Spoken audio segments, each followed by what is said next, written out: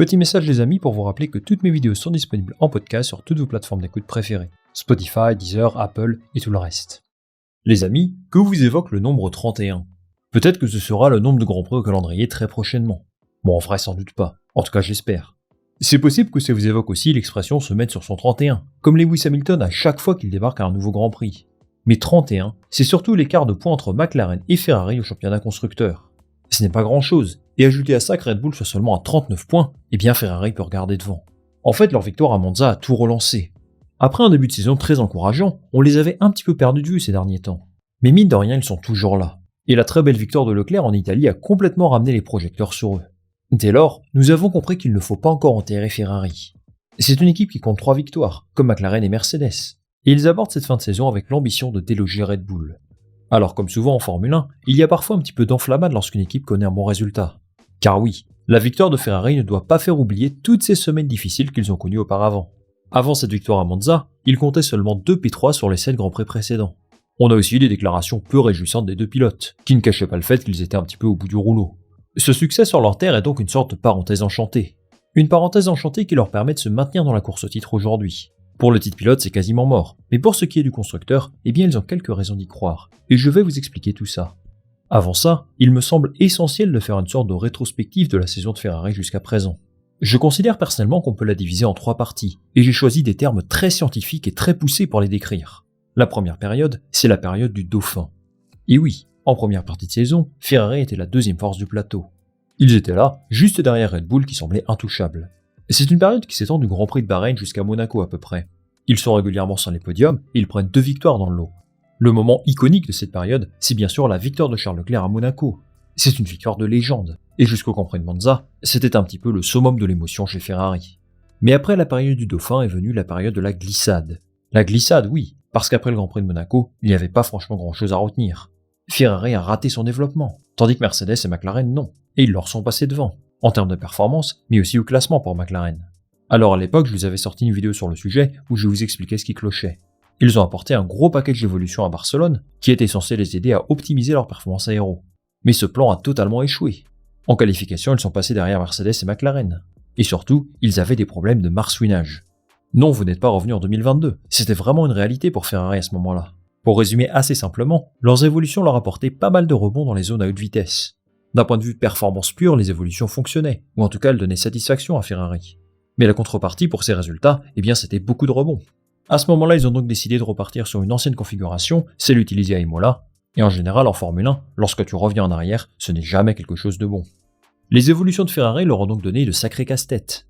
Et les amis, régler ce genre de soucis, ça peut prendre beaucoup de temps. Peut-être qu'ils n'ont pas encore trouvé des solutions à 100% aujourd'hui, et qu'ils sont obligés de faire des sortes de compromis de performance d'un circuit à l'autre. C'est sans doute ce qu'ils ont fait à Monza. Et c'est la bonne transition pour vous parler du 3e grand chapitre de la saison de Ferrari. Un chapitre qui n'est pas encore écrit. La période de l'espoir et des ambitions retrouvées. Cette nouvelle victoire à Monza leur a donné des ailes. Et pour eux, c'est clairement un nouveau championnat qui commence. Alors peuvent-ils y croire ? Cette fin de saison peut être extrêmement intéressante pour eux. D'un côté, Red Bull est en difficulté comme jamais. Max Verstappen n'a pas caché ses inquiétudes pour le reste du championnat. Ils ne sont plus favoris pour le titre constructeur. Et ça, c'est quelque chose qu'on n'aurait absolument jamais imaginé en début de saison. Son concurrent principal, c'est McLaren évidemment. Mais c'est une équipe qui est dans une phase assez trouble. À mon avis, on sera à peu près tous d'accord pour dire qu'ils ont la meilleure voiture. Mais leur résultat à Monza a vraiment pointé du doigt de grosses limites. Des limites dans la gestion des pilotes, dans l'optimisation de la performance, dans le management, dans la stratégie. Et tout ça, eh bien ça peut jouer en la faveur de Ferrari. Quand on voit l'état des lieux de ses concurrents, Ferrari doit sûrement se dire qu'ils ont peut-être un coup à jouer. Et je pense qu'ils ont quelques raisons de croire en leur chance de gagner le titre. Premièrement, ils ont plus d'expérience que McLaren au très haut niveau. Ces dernières années, ils ont souvent été en première ligne. Alors ce n'est pas la chose la plus importante. Évidemment, la performance de la voiture passe au-dessus de tout. Mais mine de rien, vu comme le championnat est serré, c'est ce genre de petits détails qui peut faire la différence au final. Ferrari est une équipe qui a commis beaucoup d'erreurs ces dernières années. Aujourd'hui, il semble avoir une sérénité beaucoup plus importante qu'il y a quelque temps. Deuxième argument en leur faveur, leurs évolutions. Ok, entre mai et juillet à peu près, ça n'a pas très bien marché. Mais depuis le retour de la pause estivale, ils semblent être sur la voie de la guérison. À Monza, on a pu observer pas mal d'améliorations par rapport au Grand Prix de Barcelone. Vous savez, là où ils ont apporté leur plus gros paquet d'évolution de la saison. Sur motorsport.com, il y a un article qui explique très bien que ça les a également aidés à gagner à Monza. On peut citer quelques évolutions. Par exemple, des changements au niveau des rétroviseurs, qui ont réduit leur impact sur le flux d'air, une optimisation de la forme des pontons, toujours pour améliorer l'écoulement d'air.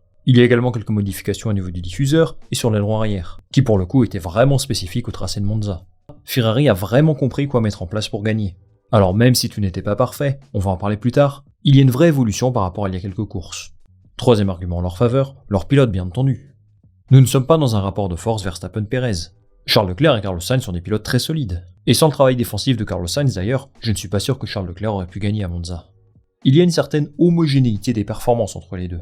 Carlos Sainz vit ses derniers Grands Prix avec Ferrari. Il a déjà signé son contrat chez Williams. Il n'a aucun intérêt à le jouer perso. Il va jouer le jeu de l'équipe jusqu'à la fin de la saison. En fait, il y a peut-être moins d'enjeux politiques que dans d'autres écuries. D'ailleurs, c'est une chose qui est suffisamment rare pour être soulignée chez Ferrari. Quatrième point en la faveur de Ferrari, ils vont se rendre sur des circuits qu'ils apprécient. À ce stade de la saison 2023, c'est peut-être la période où ils ont le plus brillé. Alors leur voiture était en dessous de Red Bull, comme tout le monde d'ailleurs. Mais ils ont obtenu des résultats plutôt convaincants. En 8 Grands Prix, ils ont fait 5 podiums, dont évidemment cette magnifique victoire à Singapour. Il y a également eu 4 pole positions, sur des tracés pourtant assez différents. Donc ils ont plutôt des bons repères pour la fin de saison. Alors bien évidemment, être performant en 2023 ne garantit pas de bons résultats en 2024. Mais il y a quand même 2-3 tracés qui ont l'air de bien convenir à leur voiture. Des tracés où ils doivent jouer la victoire normalement. Je vous parle de Singapour bien sûr, peut-être Las Vegas aussi, et pourquoi pas Austin. Une dernière chose qui peut jouer en leur faveur, c'est bien évidemment la fébrilité de Red Bull. En interview, Max Verstappen a été assez pessimiste quant à la fin de saison. Il estime que d'ici à Singapour, c'est quasiment impossible qu'ils réussissent à régler leurs problèmes. Avec un peu de réussite et Red Bull qui descend au classement, eh bien ils pourront peut-être inscrire de gros points. Ferrari a donc des ambitions élevées pour cette fin de saison, des ambitions qui me semblent légitimes. Mais bien sûr, rien ne sera facile pour eux.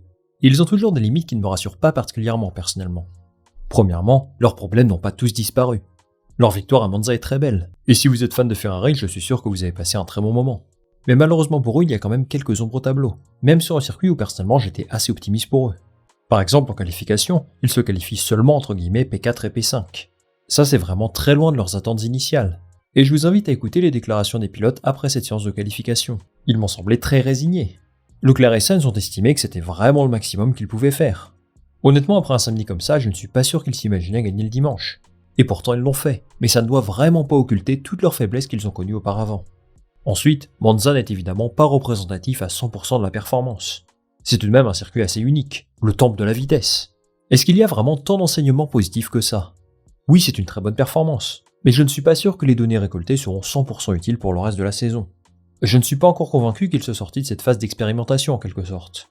Ils n'ont clairement pas résolu tous leurs doutes. Ils ont encore beaucoup de travail à faire, clairement. La victoire à Monza est une vraie masterclass sur beaucoup d'aspects. Dans la gestion des pneumatiques, Leclerc a été exceptionnel. La stratégie pour battre McLaren était fantastique. Du coup, est-ce qu'ils peuvent vraiment être à ce niveau d'excellence tout le temps? Je ne crois pas. Ils connaîtront des déconvenus, des coups du sort, et ce sera difficile pour les mécaniciens, les stratégistes, les pilotes d'être à 120% pour le reste de l'année.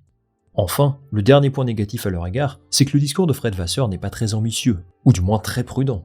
Et les déclarations des pilotes me laissent penser la même chose. Alors Vasseur a pris beaucoup de recul. Il estime tout simplement qu'aucune écurie n'est vraiment favorite pour le constructeur. Et que si on regarde la performance de Ferrari à Zandvoort, il y a encore beaucoup de boulot à faire. Alors peut-être que c'est de la fausse modestie, ou qu'il n'a pas envie de s'enflammer. Et compte tenu des derniers résultats de Ferrari avant Monza, ça me semble normal qu'il reste mesuré. Toujours est-il que Ferrari est encore dans la course pour le titre constructeur, chose que je trouve assez miraculeuse finalement vu comme leurs performances ont fluctué. Et pour la beauté du championnat, j'aimerais sincèrement que Ferrari ait un rôle à jouer en cette fin de saison. Imaginez seulement une lutte à 3 pour le championnat constructeur. Surtout que dans le lot, il y a 2 écuries qui attendent un titre depuis très longtemps. Le dernier titre de McLaren, c'était en 2008 avec Hamilton. Et pour Ferrari, c'était la même année, mais le constructeur cette fois-ci. Ça fait une éternité. Et c'est génial que des écuries aussi légendaires soient dans la lutte pour ce championnat. L'avantage pour Ferrari, c'est que la concurrence est plus serrée que jamais. Ils ont leur chance eux aussi. Ils ne sont pas à la rue. Et je pense sincèrement qu'ils peuvent tirer leur épingle du jeu. Très honnêtement, je ne crois pas qu'ils soient favoris. Mais qui sait? Avec beaucoup de boulot, un peu de réussite, des tracés qui leur conviennent bien, des pilotes de haut niveau, peut-être qu'ils peuvent s'accrocher à une ambition, s'accrocher à un espoir de décrocher quelque chose en fin de saison. Il y a une vraie opportunité. Et maintenant, c'est à eux de jouer pour nous prouver que oui, ils sont eux aussi capables de le faire, et qu'il ne faut surtout pas les oublier. Merci beaucoup les amis d'avoir suivi cette vidéo jusqu'au bout, j'espère que celle-ci vous a plu.